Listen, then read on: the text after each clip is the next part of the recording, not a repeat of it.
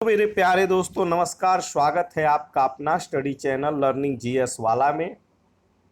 दोस्तों, आज हम एनसीईआरटी क्लास 7 सामाजिक एवं राजनीतिक जीवन का चैप्टर 1 अध्याय 1 समानता को कंप्लीट करेंगे। और यह वीडियो सीटेट एवं जीके जीएस के लिए इम्पोर्टेंट है।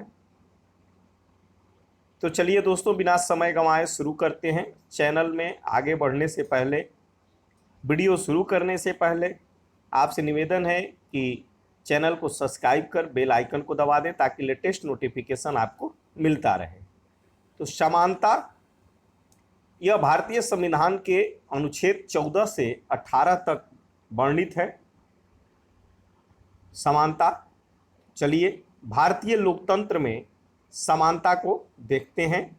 भारतीय संविधान सब व्यक्तियों को समान मानता है। इसका अर्थ है कि देश के व्यक्ति, चाहे वे पुरुष हों या स्त्री, किसी भी जाति, धर्म, शैक्षिक और आर्थिक पृष्ठभूमि से संबंध रखते हों, वे सब समान माने जाएंगे। लेकिन इसके बाद भी हम यह नहीं कह सकते कि असमानता खत्म हो गई है। यह खत्म नहीं हुई है, लेकिन फिर भी कम से कम भारतीय संविधान में सब व्यक्तियों की समानता के सिद्धांत को मान्य किया गया है। जहाँ पहले भेदभाव और दुर्व्यवहार से लोगों की रक्षा करने के लिए कोई कानून नहीं था, अब अनेक कानून लोगों के सम्मान तथा उनके साथ समानता के व्यवहार को सुनिश्चित करने के लिए मौजूद है। समानता को स्थापित करने के लिए संविधान में जो प्रावधान है उनमें से कुछ निम्नलिखित है। प्रथम, कानून की दृष्टि में हर व्यक्ति समान है। इसका तात्पर्य यह है कि हर व्यक्ति को देश के राष्ट्रपति से लेकर कांता जैसी घरेलू काम की नौकरी करने वाली महिला तक सभी को एक ही जैसे कानून का पालन करना है। दूसरा, किसी भी व्यक्ति के साथ उसके धर्म, जाति, वंश, जन्मस्थान और उसके स्त्री पुरुष होने के आधार पर भेदभाव नहीं किया जा सकता। तीसरा, हर व्यक्ति सार्वजनिक स्थानों पर जा सकता है जिनमें खेल के मैदान, होटल, दुकानें और बाजार आदि सम्मिलित हैं। सब लोग सार्वजनिक, ये देखिए संसद भवन है, संसद भवन का ये जो है संसद भवन हमारे लोकतंत्र का आधार स्तंभ है और हम अपने निर्वाचित प्रतिनिधियों के माध्यम से उसमें प्रतिनिधित्व पाते हैं। तो जो है कुआं, सड़कों और नहाने के घाटों को, जो सार्वजनिक स्थान है, कुआं, सड़क, नहाने के घाटों का उपयोग कर सकते हैं। अस्पृश्यता का उन्मूलन कर दिया गया है। तो अस्पृश्यता का जो उन्मूलन किया गया है वो भारतीय संविधान के अनुच्छेद 17 के तहत किया गया है। शासन ने संविधान द्वारा मान किए गए समानता के अधिकार को दो तरह से लागू किया है। पहला, कानून के द्वारा, दूसरा सरकार की योजनाओं और कार्यक्रमों द्वारा।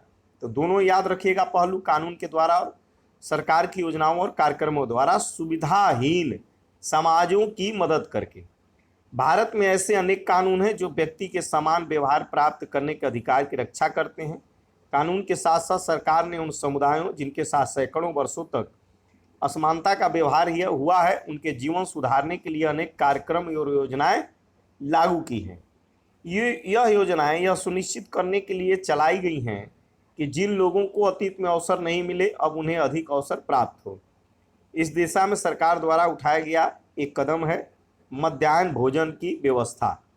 इस कार्यक्रम के अंतर्गत सभी सरकारी प्राथमिक स्कूलों के बच्चों को दोपहर का भोजन स्कूल द्वारा दिया जाता है।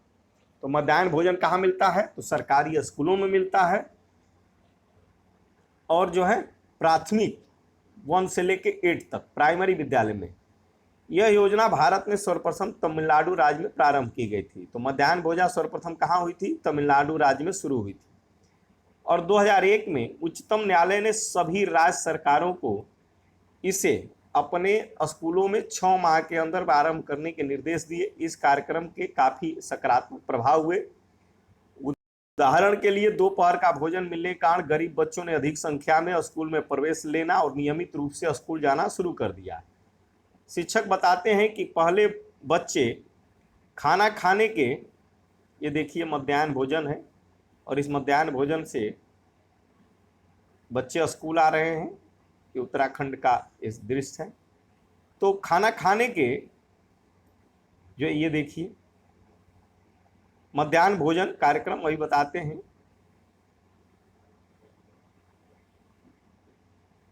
तो खाना खाने घर जाते थे और फिर वापस स्कूल लौटते ही नहीं थे, परंतु अब जब से स्कूल में मध्याह्न भोजन मिलने लगा है उनकी उपस्थिति में सुधार आया है। वे माताएं जिन्हें पहले अपना काम छोड़कर दोपहर को बच्चों को खाना खिलाने घर आना पड़ता था, अब उन्हें ऐसा नहीं करना पड़ता। इस कार्यक्रम से जातिगत पूर्वाग्रहों को कम करने में सफलता मिली है, क्योंकि स्कूल में सभी जातियों के साथ बच्चे साथ साथ भोजन करते हैं और कुछ स्थानों पर तो भोजन पकाने के लिए दलित महिलाओं को काम पर रखा गया है। मध्याह्न भोजन कार्यक्रम में निर्धन विद्यार्थियों के भूख मिटाने में भी सहायता की है, जो प्रायः खाली पेट स्कूल आते हैं और इस कारण पढ़ाई पर ध्यान केंद्रित नहीं कर पाते। यद्यपि शासकीय कार्यक्रम अवसरों की समानता बढ़ाने में महत्वपूर्ण भूमिका निभा रहे हैं, किंतु अभी भी बहुत कुछ करने की आवश्यकता है। मध्याह्न भोजन कार्यक्रम ने निर्धन बच्चों का स्कूल में प्रवेश और उनकी उपस्थिति तो बढ़ा दी है, लेकिन फिर भी इस देश में वे स्कूल जहां अमीरों के बच्चे जाते हैं उन स्कूलों से बहुत अलग है जहां गरीबों के बच्चे पढ़ते हैं। आज भी देश में कई स्कूल हैं जिनमें ओम प्रकाश वाल्मीकि जैसे दलित बच्चों के साथ भेदभाव और असमानता का व्यवहार किया जाता है। इन बच्चों की ऐसी असमान स्थितियों में ढकेला जाता है जहां उनके सम्मान की रक्षा नहीं हो पाती। ऐसा इसलिए है क्योंकि कानून बन जाने के बाद भी लोग उन्हें समान समझने से इनकार कर देते हैं। इसका मुख्य कारण यह है कि दृष्टिकोण में बहुत धीरे धीरे परिवर्तन आता है। यद्यपि लोग यह जानते हैं कि भेदभाव का व्यवहार कानून के विरुद्ध है, फिर भी वे जाति, धर्म, अपंगता, आर्थिक स्थिति और महिला होने के आधार पर लोगों से असमानता का व्यवहार करते हैं। वर्तमान दृष्टिकोण को बदलना तभी संभव है जब लोग यह विश्वास करने लगे कि कोई भी कमतर नहीं है और हर व्यक्ति सम्मानजनक व्यवहार का अधिकारी है। प्रजातंत्रीय समाज में समानता स्थापित करना एक सतत संघर्ष है जिसमें व्यक्तियों और विभिन्न समाजों को सहयोग देना है। इस पुस्तक में आप इसके बारे में और अधिक पढ़ेंगे। ये देखिए मध्याह्न भोजन कार्यक्रम क्या है। मध्याह्न भोजन कार्यक्रम क्या है? क्या आप इस कार्यक्रम के 3 लाभ बता सकते हैं? आपके विचार से कार्यक्रम किस प्रकार समानता की भावना को बढ़ा सकता है? अपने क्षेत्र में लागू की गई किसी एक सरकारी योजना के बारे में बताइए। देखिए भीमराव अंबेडकर जी हैं। अपने आत्मसम्मान को दांव पर लगाकर जीवित रहना अशोभनीय है। आत्मसम्मान जीवन का सबसे जरूरी हिस्सा है। इसके बिना व्यक्ति नगण्य है। आत्मसम्मान के साथ जीवन बिताने के लिए व्यक्ति को कठिनाइयों पर विजय प्राप्त करनी होती है। केवल कठिन और निरंतर संघर्ष से ही व्यक्ति बल, विश्वास और मान्यता प्राप्त कर सकता है। मनुष्य नाशवान है। हर व्यक्ति को किसी न किसी दिन मरना है, परंतु व्यक्ति को यह संकल्प लेना चाहिए कि वह अपने जीवन का बलिदान आत्मसम्मान के उच्च आदर्शों को विकसित करने और अपने मानव जीवन को बेहतर बनाने में करेगा। किसी साहसी व्यक्ति के लिए आत्मसम्मान रहित जीवन जीने से अधिक अशोभनीय है और कुछ नहीं। ये अम्बेडकर जी, भीमराव अम्बेडकर जी का कहना है। अब चलिए आगे चलते हैं। अन्य लोकतंत्रों में समानता के मुद्दे। अन्य लोकतंत्रों में समानता के मुद्दे क्या रहे हैं, इसको अब देखते हैं। शायद आप सोच रहे होंगे कि क्या भारतीय लोकतंत्र ही ऐसा है जहां असमानता का अस्तित्व है और जहां समानता के लिए संघर्ष जारी है। सच तो यह है कि संसार के अधिकांश लोकतंत्रीय देशों में समानता के मुद्दे पर विशेष रूप से संघर्ष हो रहे हैं। उदाहरण के लिए संयुक्त राज्य अमेरिका में अफ्रीकी अमेरिकन लोग, गोरे और काले अफ्रीकी अमेरिकन में चलता है लड़ाई। जिनके पूर्वज गुलाम थे और अफ्रीका से लाए गए थे, वे आज भी अपने जीवन को मुख्य रूप से असमान बताते हैं। जबकि 1950 के अंतिम दशक में अफ्रीकी अमेरिकनों को समान अधिकार दिलाने के लिए आंदोलन हुआ था। इससे पहले अफ्रीकी अमेरिकनों के साथ संयुक्त राज्य में बहुत असमानता का व्यवहार होता है और कानून भी उन्हें समान नहीं मानता। उदाहरण के लिए बस से यात्रा करते समय उन्हें बस में पीछे बैठना पड़ता है या जब भी कोई गोरा आदमी बैठना चाहे उन्हें अपनी सीट से उठ जाना पड़ता है। ये देखिए, ये पोजीशन है।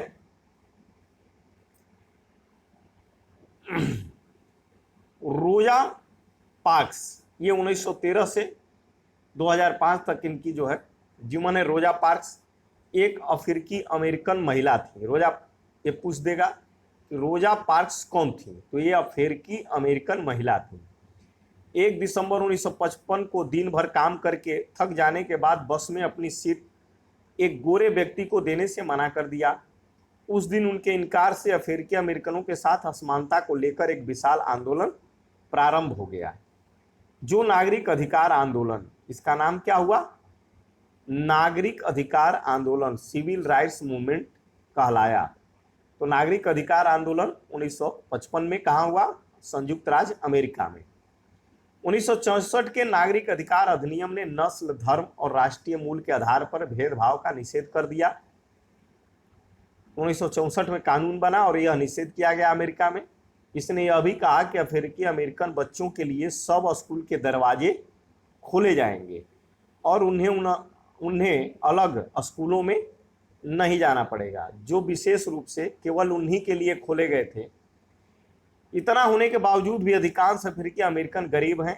अधिकतर अफ्रीकी अमेरिकन बच्चे केवल इस सरकारी स्कूलों में प्रवेश लेने के ही सामर्थ्य रखते हैं, जहां कम सुविधाएं हैं और कम योग्यता वाले शिक्षक हैं, जबकि गोरे विद्यार्थी निजी स्कूलों में जाते हैं और उन क्षेत्रों में रहते हैं जहां के सरकारी स्कूलों का स्तर निजी स्कूलों जैसा ही ऊंचा है।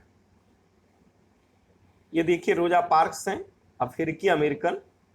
अफ्रीकी अमेरिकन का मतलब हुआ कि जो अफ्रीका से गुलामी के टाइम में अमेरिका ले जाया गया था और वहीं वो रह गए, उन्हें अफ्रीकी अमेरिकन कहा जाता है। ये देखिए, भारतीय संविधान के अनुच्छेद 15 जो समानता के ये कुछ अंश हैं। यहाँ है धर्म, मूल, वंश, जाति, लिंग या जन्म स्थान के आधार पर विभेद का प्रतिषेध किया गया है। तो यहाँ से प्रश्न बनता है कि धर्म, मूल, वंश, जाति, लिंग या जन्म स्थान के आधार पर विभेद का प्रतिषेध किस अनुच्छेद में है? तो 15 में। राज्य किसी नागरिक के विरुद्ध केवल धर्म, मूल, वंश, जाति, लिंग, जन्म स्थान या इनमें से किसी के आधार पर कोई विभेद नहीं करेगा। कोई नागरिक केवल धर्म, मूल, वंश, जाति, लिंग, जन्म स्थान या इनमें से किसी के आधार पर दुकानें, सार्वजनिक भोजनालय, होटलों और सार्वजनिक मनोरंजनों के स्थानों में प्रवेश या पूर्णतः या भागतः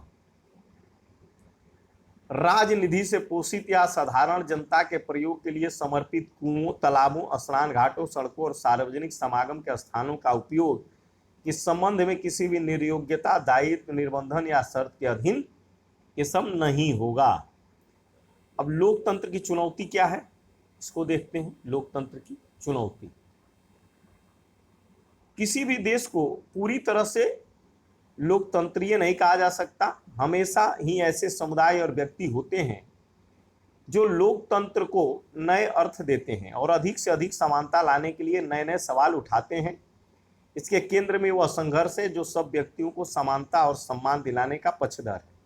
इस पुस्तक में आप पढ़ेंगे कि किस तरह समानता का प्रश्न भारतीय लोकतंत्र में हमारे दैनिक जीवन के विभिन्न पहलुओं को प्रभावित करता है।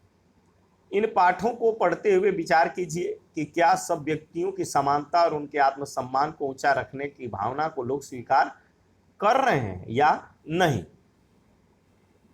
तो दोस्तों, आज यही हमारा एनसीईआरटी क्लास 7 का चैप्टर 1 सामाजिक और राजनीतिक जीवन समाप्त होता है। कल नेक्स्ट चैप्टर 2 लेकर के आएंगे। चलिए दोस्तों, thanks for watching my video.